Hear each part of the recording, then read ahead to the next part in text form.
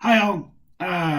This quick video is to introduce the gallery visit exercise for eight. Week eight, and it's on the face of things, it's pretty straightforward. Matter of fact, you can find the instructions on page 52. There's the in your lesson plan is the test where you fill in all this information. Um, what you're going to do is you're going to visit a gallery as described in the book. And basically, a gallery just means a curated space where someone has thought about who the artist is, the body of work, how it's displayed, what's displayed. An artist could have a lifetime of work, but the curator would come in and maybe pick out 8, 10, 12 paintings just or sculptures or works of art from a certain time that kind of reflect who the artist is or best reflect the art, or maybe there's a series or a theme or whatever. So the curator thinks about this, and so they've actually taken the time and exhibited the art where with you, the viewer, the audience in mind.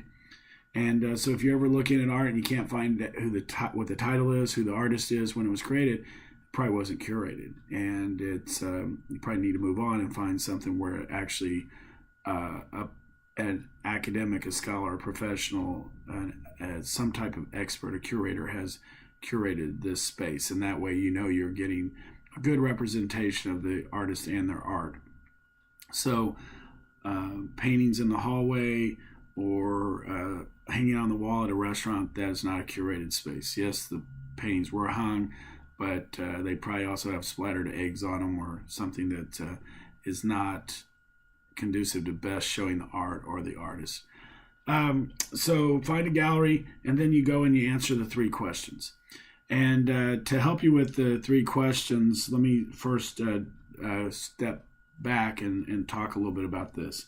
So on page 390 in your textbook, there is a picture by Edvard Munch, and it's titled The Scream. It was completed in 1893. Now there's quite a few variations of this that Munch did, but for the most part, the one that we look at is this done in 1893, and it's with pastel color pencil. It's one of these things where I love talking about this because my child is 4 now, and he could do something better than this. As a matter of fact, I have about 6 of these particular pictures on my refrigerator right now that my son has done. And you think, okay, what's the big deal?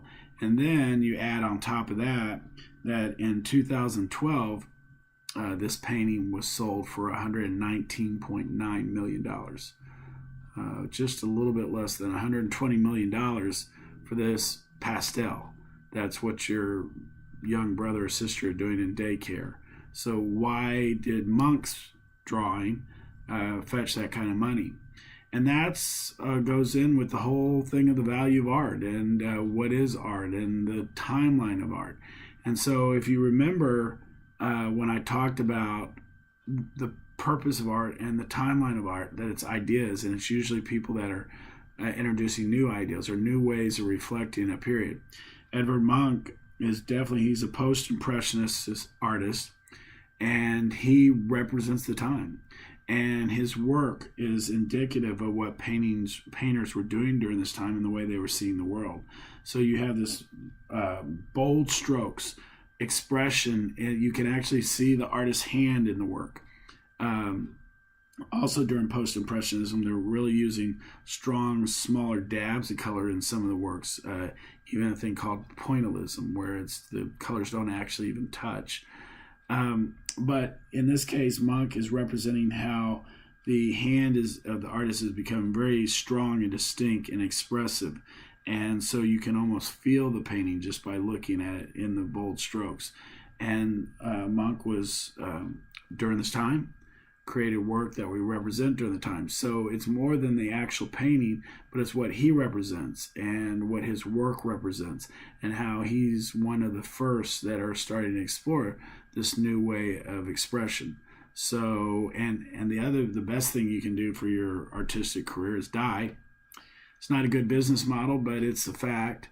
And so since Munch's no longer with us, we know we're not going to see any more work. And so there's a limited body of work, and therefore that pushes the price up. And it's all these things combined. It's not always in the output of some beautiful painting that the artist created, but sometimes it represents ideas and new ways. One of the first expressions of how people were seeing the world during that time, during that art period. So so now I jump back to the gallery exercise. You're going to go to this gallery and you're going to answer the 3 questions. 1, what was your favorite work of art while you're there, and tell us why. Make sure whenever you talk about a work of art, you identify the title of the art, the artist's name, and the year it was completed. Question 2, what was your least favorite work of art? Why? Capture the artist's name, title, and the year that was completed. And then the 3rd question is find one work of art that you think is worth $150 million, or in this case, $120 million. Find one work of art that you think is worth $120 million and tell us why. So that's the exercise for this week.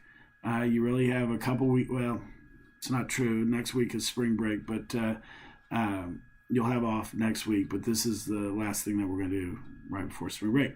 So good luck with that. Be sure and contact me if you have any kind of questions or need clarification. Otherwise, you guys have a great week.